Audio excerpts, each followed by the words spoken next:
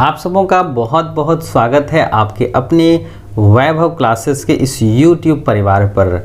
इस वीडियो में हम लोग देखेंगे जो आपके प्रीवियस ईयर में जो वस्तुनिष्ठ प्रश्न पूछे गए थे, जो आपके बिहार बोर्ड 10th क्लास में जो आपका जीव विज्ञान का पोर्शंस है।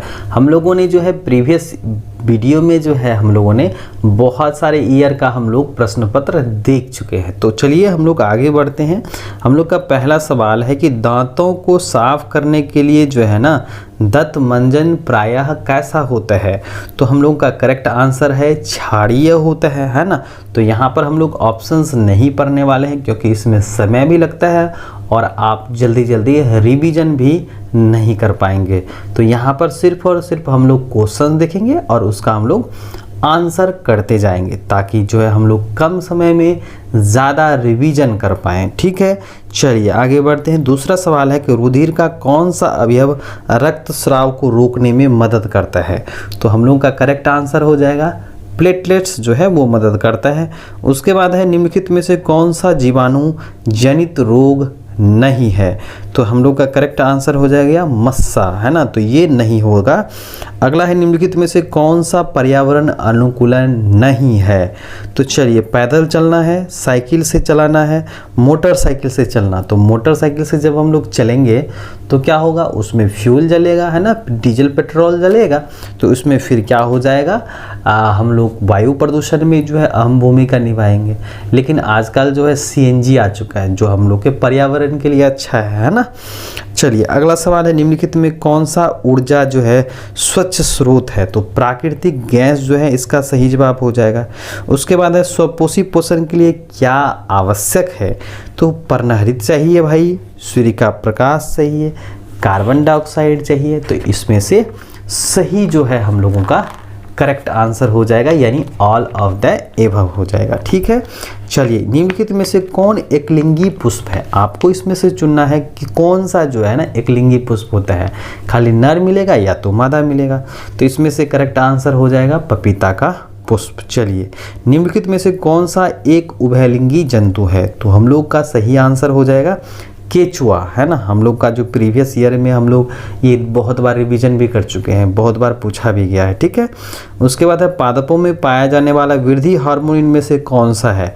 तो हम लोगों का जो सही आंसर हो जाएगा जो आपका जिब्रेलिन है। ठीक है, कौन सा हाइड्रोकार्बन सबसे अधिक जो है सरल यौगिक होता है। तो मेथेन होता है।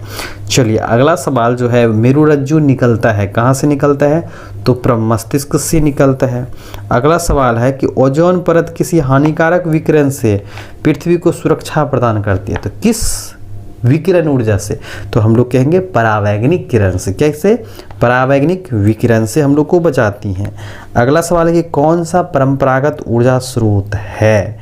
तो हम लोग का सही आंसर हो जाएगा बायोगैस है। ठीक है, उसके बाद आइए कि रासायनिक अभिक्रिया के दौरान किसी पदार्थों में ऑक्सीजन का योग क्या कहलाता है, उपचयन कहलाता है। क्या कहलाता है, उपचयन। करेक्ट आंसर हो जाएगा उपचयन। ठीक है, उसके बाद निम्नलिखित में से कौन बौने पौधे को दर्शाता है। तो हम लोगों ने ऑफलाइन बैच में जो है हम लोगों ने देखा था कि जीनोटाइप और फिनोटाइप। तो यहाँ पर जो जीनी संरचना है ना, जो आपका स्मॉल टी है, यह बौना को दर्शाएगा क्योंकि इस कंडीशंस में ये क्या होते हैं, होमोजाइगस होते हैं, यानी कि शुद्ध बौना पौधा है। ठीक है, चलिए यहाँ पर देखिए अगला सवाल है कि जैव विविधता का विशिष्ट स्थल क्या होता है। कहाँ पर आपको जैव विविधता ज़्यादा देखने को मिलेगी। तो क्या हो जाएगा, वन में ज़्यादा मिलेगी। तो वन में क्या मिलेगी, आपको ज़्यादा जो है वेराइटीज़ एंड वेरिएबिलिटीज़ मिलेंगी, अलग अलग प्रकार के पेड़ पौधे और जीव जंतु मिलेंगे। चलिए अगला सवाल है कि निम्नलिखित में कौन सा एक प्राकृतिक पारिस्थितिक तंत्र है। तो हम लोग का करेक्ट आंसर हो जाएगा जंगल। जंगल को हम लोग नहीं बनाते हैं तो इसीलिए वो क्या हो जाएगा, प्राकृतिक पारिस्थितिक तंत्र के अंतर्गत आ जाएंगे। अगला सवाल है श्वसन के अंतिम उत्पाद क्या है। तो इसका सही जवाब हो जाएगा कार्बन डाइऑक्साइड, जल और ऊर्जा, ये सभी के सभी हो जाएंगे। उसके बाद अगला है निम्नलिखित में से कौन सा वायरस संक्रमित रोग है। आपको चुनना है इसमें से कौन से डिजीज हैं जो वायरस से उत्पन्न होते हैं। तो हम लोग का करेक्ट आंसर हो जाएगा HIV एड्स। ठीक है, उसके बाद अगला है परागनली का बीजांड की ओर वृद्धि करना किस प्रकार का अनुवर्तन को दर्शाता है या संबंधित है, तो यह क्या कहलाएगा, रसायनुवर्तन कहलाएगा। चलिए अगला सवाल है कि एड्रिनल हार्मोन स्रावित होता है, किससे होता है भाई, तो अधिवृक्क से होता है। चलिए अगला सवाल है कि हमारे शरीर में कौन सा हार्मोन कार्बोहाइड्रेट, प्रोटीन, वसा के उपापचय का नियंत्रण करता है ना, तो हम लोग का सही जवाब हो जाएगा थायरॉक्सिन। क्या हो जाएगा, थायरॉक्सिन। अगला सवाल है कि भ्रूण को माँ के रुधिर से पोषण मिलता है, इसके लिए एक विशेष संरचना होती है जिसको हम लोग क्या कहते हैं, तो हम लोग का करेक्ट आंसर हो जाएगा प्लेसेंटा, जो कि अंग्रेजी वर्ड्स है, इसको हिंदी में क्या कहते हैं, अपरा। क्या कहते हैं, अपरा कहते हैं।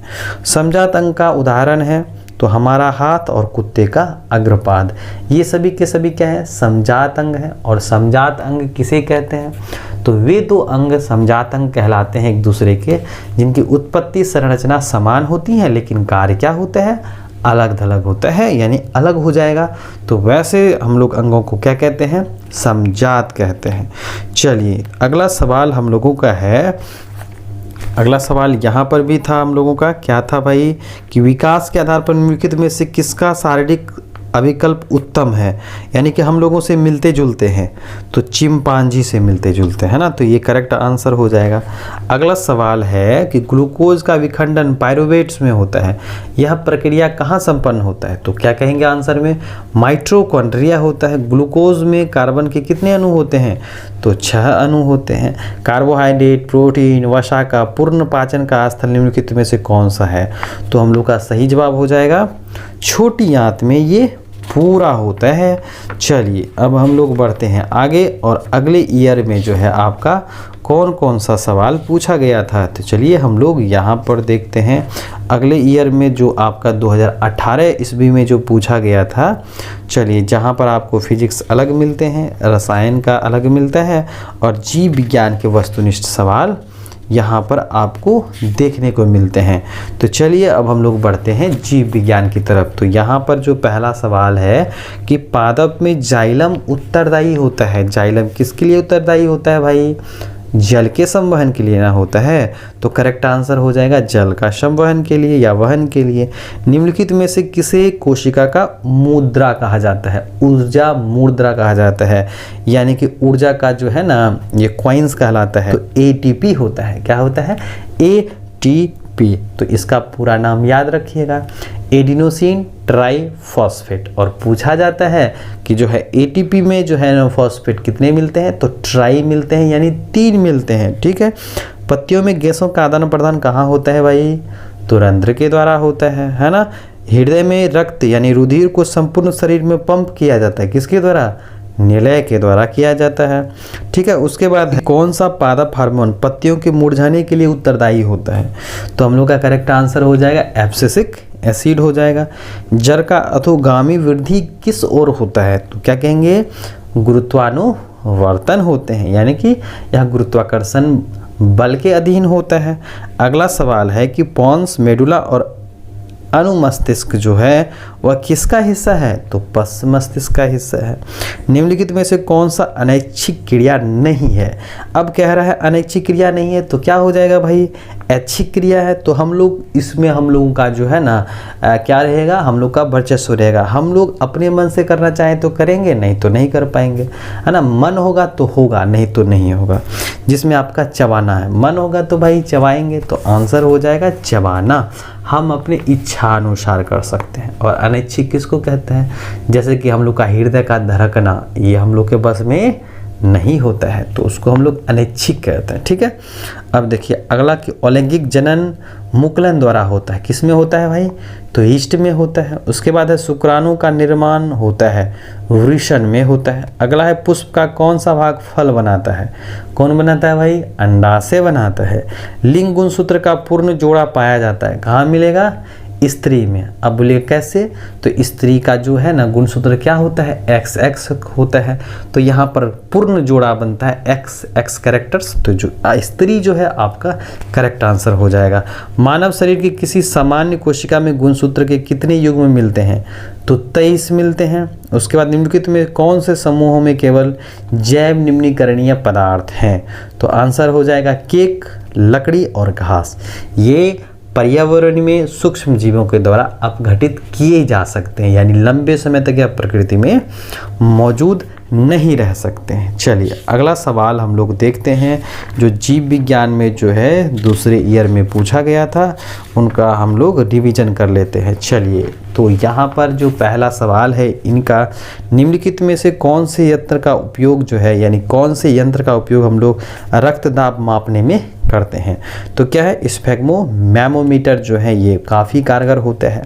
रक्त का कौन सा अवयव घायल स्थान में रक्तस्राव के मार्ग को रक्त का थक्का बनाकर अवरुद्ध कर देता है? तो हम लोग का सही जवाब हो जाएगा प्लेटलेट्स, यानी बंद कर देता है बहना खून को। ठीक है।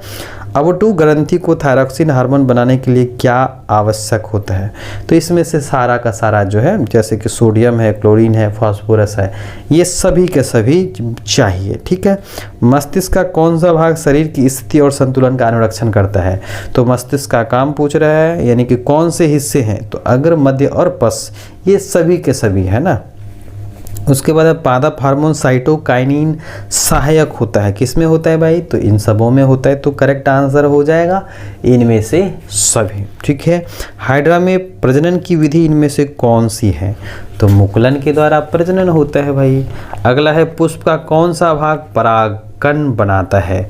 तो क्या कहेंगे आंसर में? पुकेसर। क्या है? पुकेसर, चूंकि ये नर प्रजनन होते हैं पुष्प का। निम्नलिखित में से कौन मानव में मादा प्रजनन तंत्र का भाग नहीं है? तो ये रिपीट किया सवाल है ना, हम लोग देखे भी थे। शुक्रवाहिका नहीं मिलता है मादा में। वंशागति नियमों का प्रतिपादन किसने किया था? है ना, ग्रेगर जॉन मेंडल ने किया था। स्त्री में लिंग गुणसूत्र का युग्म होता है भाई, फिर देखिए रिपीट किया, XX होता है। मंड परीक्षण के लिए हरी पत्तियों पर आयोडीन डालने से पहले पत्ती को अल्कोहल में उबाला जाता है। तो क्यों उबाला जाता है? पत्ती को मुलायम करने के लिए। तो ये सारा का सारा प्रोसेस, तो हम लोग का सारा जो है आंसर हो जाएगा इसमें, इनमें से सभी के लिए किया जाता है। स्लाइड को सर्वप्रथम कंपाउंड माइक्रोस्कोप में देखा गया था है, तो 10x पर देखा जाता है सबसे पहले। ठीक है। उसके बाद है, 2 तंत्रिका तंत्र के खाली स्थान को क्या कहते हैं? सिनेप्स कहते हैं। अगला है कि निम्नलिखित में कौन आहार श्रृंखला का निर्माण करता है? तो घास है, बकरी है, मनुष्य है, यानी कि ये एक चेन में जुड़े हुए हैं, है ना। अब हम लोग देखते हैं आगे जो आपका प्रश्न पत्र पूछा गया था जीव विज्ञान में। तो चलिए एक एक करके हम लोग देख लेते हैं ये भी। ठीक है। तो हम लोग का रिवीजन हो जाएगा। उसके बाद निम्नलिखित में से नर युग्मक कौन सा है? तो शुक्राणु कोशिकाएं हैं। जिब्रेलिन होते हैं, क्या होते हैं भाई? हार्मोन्स होते हैं। पादप में फ्लोएम किसके लिए उत्तरदायी होता है? तो भोजन संवहन के लिए उत्तरदायी होता है। और आपके जो है जाइलम किसके लिए? जन संवहन के लिए। पत्ती का मुरझाना किस हार्मोन के कारण होता है? Abscisic acid. 2 तंत्रिका के खाली स्थान को क्या कहते हैं? सिनेप्स। ठीक है। अलैंगिक जनन मुकुलन द्वारा होता है, किसमें होता है भाई? ईस्ट के द्वारा होता है। चलिए अब हम लोग देखते हैं आगे जो आपका प्रश्न पत्र पूछा गया था कि रक्त का थक्का बनाने में कौन सहायक होता है भाई? रक्त बिंबाणु होता है, यानी प्लेटलेट्स मिलेगा आपको। वृक्क की संरचनात्मक और क्रियात्मक इकाई क्या होती हैं? नेफ्रॉन होती हैं। एक कोशिकीय शैवाल में जल का परिवहन किसके द्वारा होता है? विसरण के द्वारा होता है। मस्तिष्क उत्तरदायी होता है किसके लिए? सोचने के लिए, हृदय की गति के लिए और शारीरिक संतुलन के लिए। इनमें से सभी हो जाएगा। परागकोश में क्या होता है? परागकण बनते हैं। एक वयस्क मनुष्य में कितने दांत? 32 दांत होते हैं ना। तो ये सब हम लोगों ने जो है आज रिवीजन किए। फिर हम लोग मिलते हैं एक नए वीडियो में प्रीवियस ईयर के क्वेश्चंस के साथ हम लोग देखेंगे।